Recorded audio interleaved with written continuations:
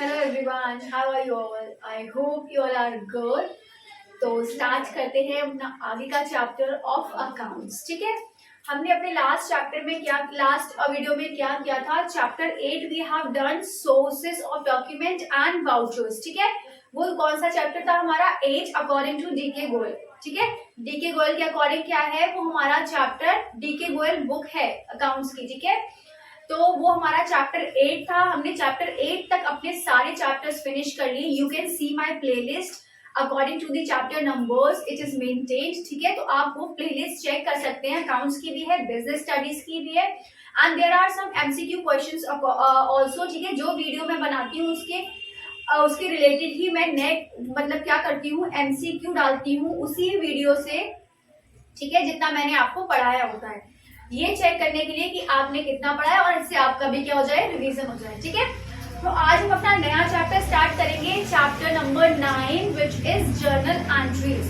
Journal entries is the base of accounts. ठीक है, journal entry क्या होता है? बेस है हमारा. अगर आपको जर्नल एंट्री समझ में नहीं आई, इट मीन्स आप अकाउंट्स कर ही नहीं सकते, क्योंकि इसी के बेस पे ही हमें पूरा अकाउंट्स कंप्लीट करना है. अपना सारी transactions, each and everything we have to do according to journal entries. ठीक है, तो ये वाला चैप्टर बहुत ही ध्यान से समझिएगा. सारे कॉन्सेप्ट, सारी चीजें एक बार नहीं समझ में आता है, 2 बार देखिए वीडियो, 3 बार देखिए. जितनी बार आप देखेंगे उतने अच्छे से आपका कॉन्सेप्ट क्लियर हो जाएगा. ठीक है, तो मैंने क्या करा है, पहले थोड़ा सा थ्योरी पोर्शन भी लिया है, जिससे कि जो जिन बच्चों को थ्योरी में प्रॉब्लम होती है, क्योंकि अगर आप थ्योरी नहीं पढ़ेंगे तो आगे का न्यूमेरिकल पार्ट है उसमें थोड़ा सा प्रॉब्लम आएगा, क्योंकि सारी जो चीजें हैं वो इसी में ही होती हैं. ठीक है, तो अब पहले हम अपना थ्योरी स्टार्ट करते हैं, later on we'll do numericals. Fine.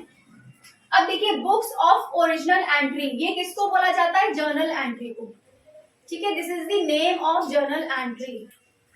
अगर आपके एग्जाम में क्वेश्चन आ जाए कि books of original entry, what is books of original entry, ठीक है, या फिर इस तरह से आ जाए what is the name of books of original entry, then answer will be journal entries. ठीक है, जर्नल एंट्रीज को हम बोलते हैं, ये आपके टीजीटी बीजीटी में भी आता है, आपके वैसे भी आ सकता है 11th 12th बोर्ड्स में भी. फाइन, सॉरी 12th बोर्ड्स में भी, 11th में बोर्ड्स ना होते हैं.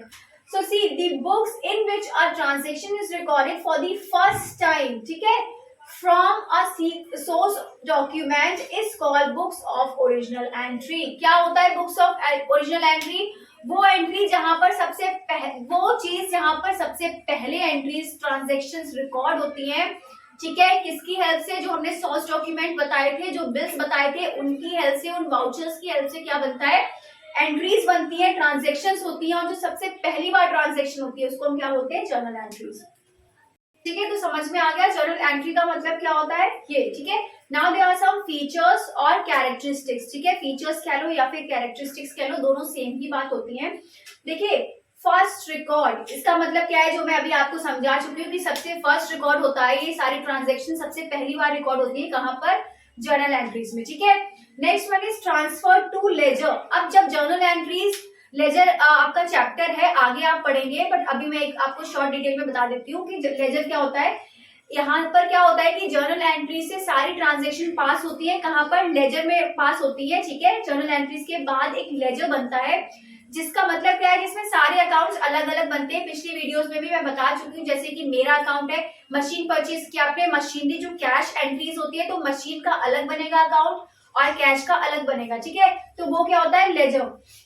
Next one is daily accounting record. अब जर्नल एंट्रीज में क्या होता है? डेली रिकॉर्ड होता है. ठीक है, आज जो भी चीजें हुई हैं, मान लो आपका इलेक्ट्रिसिटी का बिल आया या फिर जो भी चीजें हुई है, सारा खर्चा हुआ है, सेल हुई है, परचेज हुई है, तो on the day, on that day, ठीक है, same day all transaction will be recorded. ठीक है, ऑल ट्रांजेक्शन क्या होंगी? रिकॉर्ड की जाएंगी उसी दिन. Next one is chronological order. Chronological order mean systematic order होता है, जिसमें ठीक है सारी चीजें एक प्रॉपर सिस्टमैटिक वे में होती है, कंटिन्यूअसली होती है. ठीक है, डेली रिकॉर्ड होता है उसका. Next one is records both debit and credit. अब मैंने आपको बताया था कि हर ट्रांजेक्शन के 2 एस्पेक्ट्स होते हैं. ठीक है, one is debit and one is credit. तो क्या होगी? सारी जो भी ट्रांजेक्शन होगी वो बोथ चीजें रिकॉर्ड करेगी, दोनों चीजें रिकॉर्ड करेंगी, जो डेबिट में हुआ वो भी और जो क्रेडिट में हुआ वो भी. जैसे कि मशीनरी, अभी मैंने बोला था मशीनरी परचेज किया, तो जो मशीनरी है डेबिट में आई है तो वो भी रिकॉर्ड होगी, और जो कैश क्रेडिट में आया है वो भी रिकॉर्ड होगा. ठीक है, next one is record more than one transaction.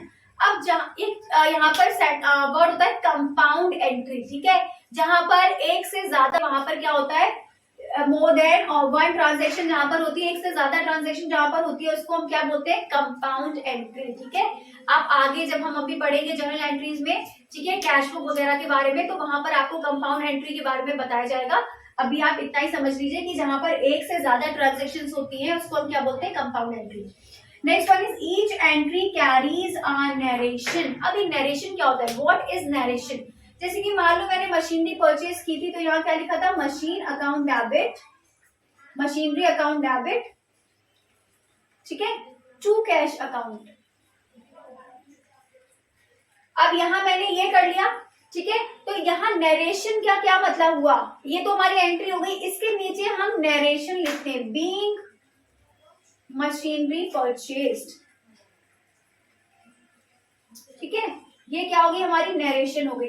ये क्यों लिखा जाता है, जैसे कि मान लो मुझे अकाउंट्स पता है, ठीक है, अब जिसके पास अकाउंट्स नहीं है उसको तो अकाउंट्स का ए भी नहीं आता होगा, ठीक है, तो वो चीजें क्या होता है कि उस इंसान को भी समझ में आए कि एग्जैक्टली यहाँ पर हुआ क्या है, why it is written like machinery account debit to cash account, आखिर ये क्यों लिखा गया है। तो यहाँ पर एक नरेशन लिख दिया जाता है बीइंग मशीनरी परचेज, मतलब कि मशीनरी परचेज की गई है इसीलिए ये एंट्री पास की गई है, ठीक है।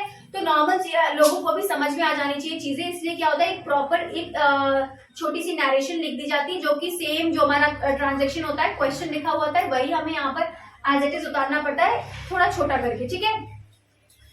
अब नेक्स्ट क्या है, identity of each transaction maintained one place.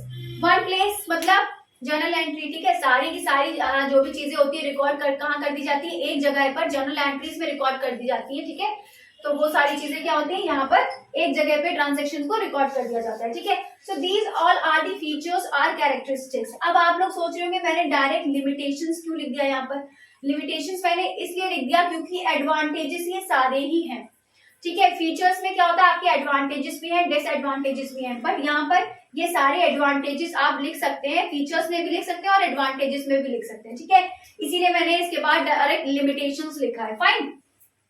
अब देखिए लिमिटेशंस क्या होता है, large number of transactions can not be record. अब इसका एक कमी होती है कि हम एक से ज्यादा ट्रांजैक्शन तो कर सकते हैं, बट लार्ज नंबर बहुत ज्यादा बड़ी ट्रांजैक्शन हो गई तो हम उसको जर्नल एंट्रीज में रिकॉर्ड नहीं कर सकते हैं, fine.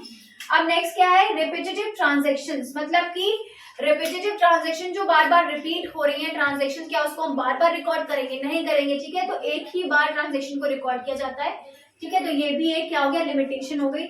Next one is not provide the required information. अब कभी कभी क्या होता है कि सारी जो रिक्वायर्ड इन्फॉर्मेशन होती है वो प्रोवाइड नहीं हो पाती है, ठीक है, चीजें आदि समझ में ही नहीं आती है, तो वो भी क्या हो गया एक लिमिटेशन हो गई इसकी। So these all are the features and these all are the limitations. अब देखिए क्या हो गया, जो हम न्यूमेरिकल स्टार्ट करेंगे, this is all about the theory portion, इससे आप समझ सकते हैं, यही आपके एग्जाम में आएगा, ठीक है। अब क्या करेंगे, जब हम न्यूमेरिकल स्टार्ट करेंगे उसको करने से पहले देयर आर 3 रूल्स, जो कि मैं पहले भी आपको पढ़ा चुकी हूँ, but still I am repeating again, ठीक है, जो आप समझ लीजिए।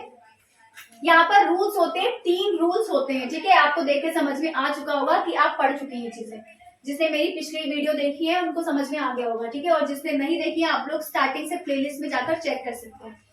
First one is debit what comes in and credit what goes out, ठीक है, यहाँ पर 3 तरह के अकाउंट्स होते हैं, real account, personal account and nominal account. तो ये रूल किसका होता है, रियल अकाउंट का, ठीक है, रियल अकाउंट का रूल होता है debit what comes in and credit what goes out, जो कि मैं अभी आपको बताऊंगी किस तरह से होगा, ठीक है। आपने मशीन परचेज की है, उसकी entry machinery account debit to cash account हुआ, डेबिट में क्या आया मशीनरी, तो क्या होगा डेबिट में हम क्यों आया मशीनरी, क्योंकि इसका ये रूल है, जो भी आएगा, जो भी बिजनेस के अंदर आएगा, जब हमने मशीनरी परचेज की है तो मशीन हमारे पास आई है और कैश चला गया है। जैसे हम कपड़े परचेज करते हैं, ठीक है, कपड़े हमने बाय किए, कपड़े खरीदे, तो क्या हुआ कपड़े हमारे पास आए हैं, उसके बदले हमने कैश ही तो दिया, पेमेंट कर दिया कैश का।